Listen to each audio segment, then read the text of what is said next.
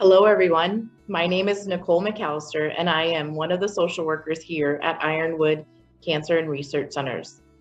I want to thank you today for joining me to have a little chat about staying positive through your cancer treatment. What I most want to convey to you today is that you all have permission to have feelings, to share them, talk about them, even act out on them. For the most part, we don't want you doing anything that harms yourself or harms others. Receiving a cancer diagnosis can evoke all sorts of feelings, including anger, shock, grief, sadness, worry. But it's all okay.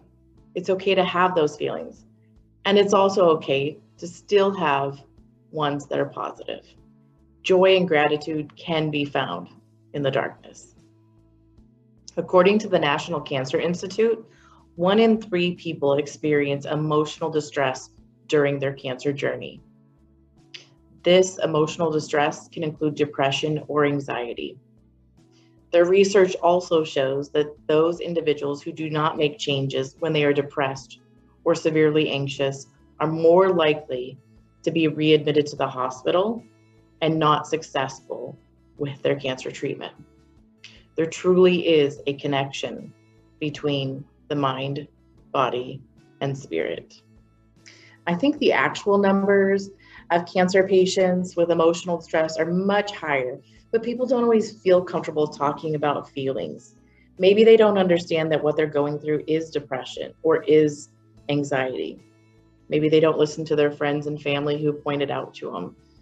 But we're here today to talk about things you can do to come out of that darkness. Individuals who have a brighter and more positive outlook on life can often manage their cancer treatments more successfully. We want you coming to all of your appointments. We want you doing all of your treatments, and we want you following the recommendations of your doctors so that you have the best chance for success on this cancer journey. I'm not asking you to be a Pollyanna and think of all the world to be shiny and bright. My hope for you today is to stay strong and motivated. Finding a sense of hope and motivation can help you face this journey head on. We want you to be able to handle all of the challenges that life may hand to you during this journey. We're going to talk about a few things that you can do at home to train yourself to see the glass half full, despite having a life-changing cancer diagnosis. Of course, these suggestions are good for anyone, not just cancer patients.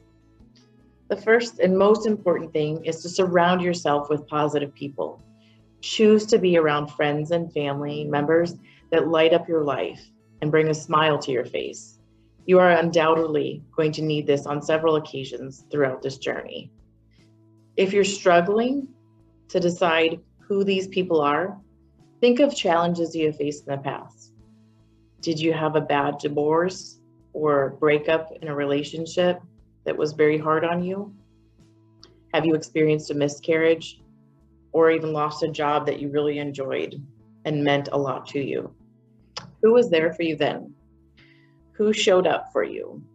Who talked to you, listened to you, offered support, maybe brought you a care package? Maybe some ice cream, whatever it was that you needed in that moment to be happy and to move forward out of that challenge.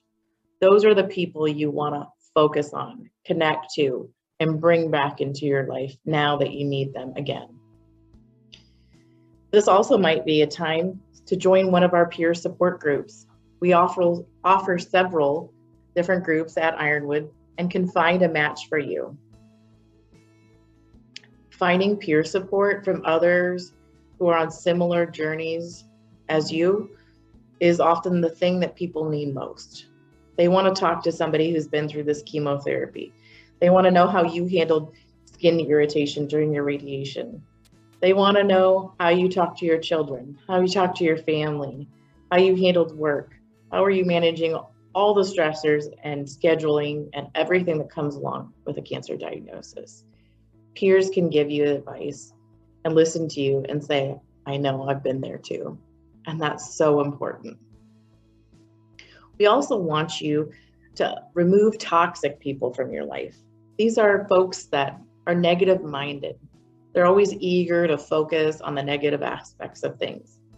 They might also be people who are unable to offer you empathy without using the opportunity to talk about themselves, their problems, and their needs. It's not selfish for you to ask for help and to break down and have a moment of negative feelings. You should be able to do this, and you should be able to do it without having to stop and comfort those with whom you're seeking help from. Understand and know your physical and emotional limitations. These limitations don't have to define you and don't have to be permanent. Take a nap when you're tired, eat when you're hungry, spend some time alone when you need to.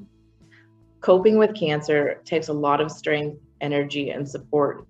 So we want to make sure that you're practicing self-care and taking time for you. Another idea that you can do is to create gratitude journals. Gratitude journals aren't like a typical diary, but they're a great way to focus on the little things in your life that make you happy. Whether it's daily writing or making entries when you need to, focus on the specific people, events, things, and feelings that bring you joy. Maybe you had a great meal and you want to write it down. Maybe somebody brought you some flowers and they smell so great and just bring a huge smile to your face.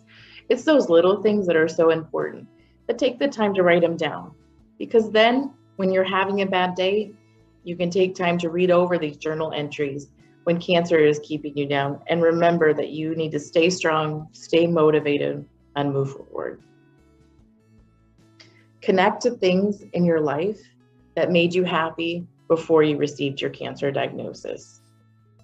Did you have hobbies or traditions that you found fulfilling?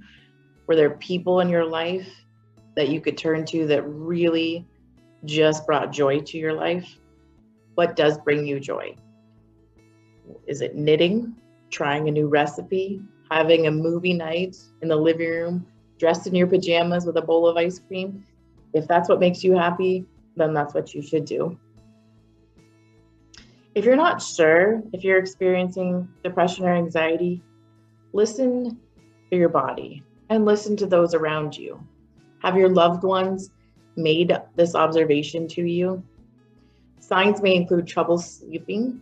Either you're staying awake or sleeping on and off and not that regular sound sleep, or maybe you're sleeping too much. Maybe you're averaging 12 hours at night and taking naps during the day. Maybe you've had a loss of interest or pleasure in life. Racing thoughts that impair your ability to get through the day. Are you pushing away loved ones even when they've done nothing wrong because you just don't want to be around anyone or talk to anyone all of the time or a majority of the time?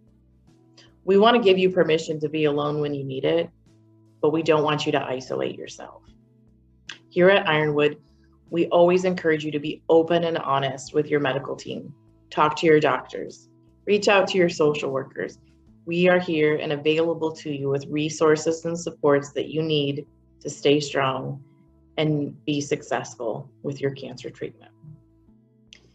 If you have questions or concerns or ideas and you'd like to share, contact Supportive Care Services by calling 480-314-6660, or you can email us at socialwork@ironwoodcrc.com. We also have a whole calendar of events and activities, including educational talks every Tuesday, chair yoga, Tai Chi, painting, meditation, Reiki, and a variety of other things that change from month to month. Get involved, try to participate, and connect with others. Thank you for joining us for our virtual Lunch and Learn series. We hope you enjoyed this session. There will be a replay of this Lunch and Learn on the Ironwood YouTube and social media channels. For more information regarding our supportive care services classes and events, email us at wellness@ironwoodcrc.com. Thank you for spending time with us today.